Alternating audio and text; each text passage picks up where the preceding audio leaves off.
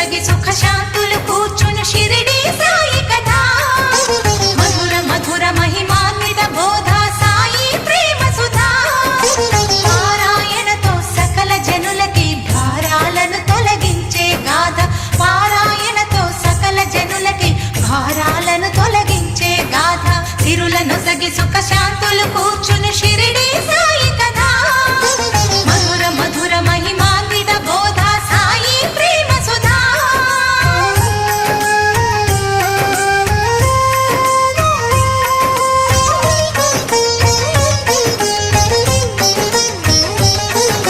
షిరిడి గ్రామంలో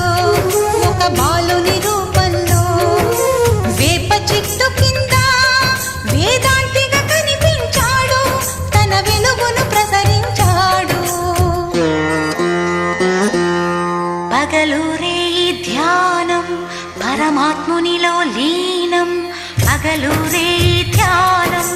పరమాత్మునిలో లీనం